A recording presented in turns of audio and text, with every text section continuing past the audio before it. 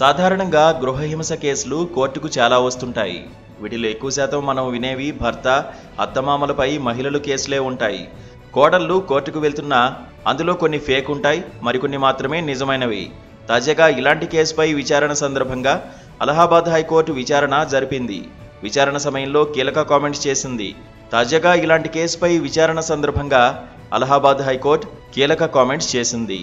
ఒకే ఇంట్లో ఉండే ఏ స్త్రీ అయినా గృహహింస కేసులు పెట్టొచ్చని పేర్కొంది.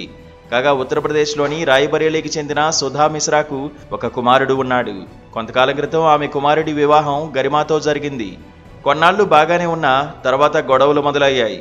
ఈ క్రమంలోనే గతేడాది జూన్ 30న సుధా మిశ్రా కోర్టును ఆశ్రయించింది.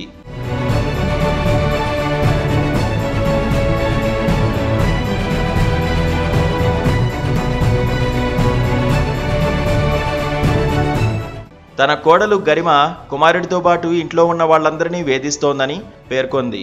తన బంధువులను తీసుకొచ్చి ఇంట్లో నానా బీభత్సం చేస్తోందని వాపోయింది. డబ్బులు, నగలు దోచుకెళ్లిందంటూ సుధా మిశ్రా కంప్లైంట్లో చెప్పింది. పుట్టింటి వారిని అత్తింటికి తీసుకొచ్చి అక్కడే ఉంచుకోవాలనే ప్రయత్నం చేసిందని తెలిపింది. దీనికి ఒప్పుకోకపోవడంతోనే రోజు గొడవలు సృష్టించి నానా ఇబ్బందులు పెడుతోందని గరిమపై ఫిర్యాదులో రాసుకొచ్చింది సుధా మిశ్రా.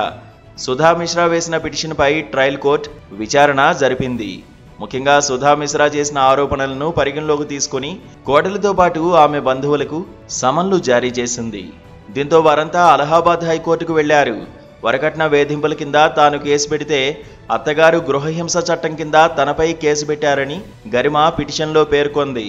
అలాగే గృహహింస చట్టం కింద కేసు పెట్టే హక్కు తనకు మాత్రమే ఉందని వివరించింది. ఆమె వాదనలను అలహాబాద్ హైకోర్టు వ్యతిరేకించింది. ట్రయల్ కోర్టు ఆరోపణలను జాగ్రత్తగా పరిశీలించామని, అత్త గృహహింస చట్టం కింద కేసు నమోదు చేయడాన్ని సవాల్ చేస్తూ కోడలు వేసిన వాదనను తోసిపుచ్చింది.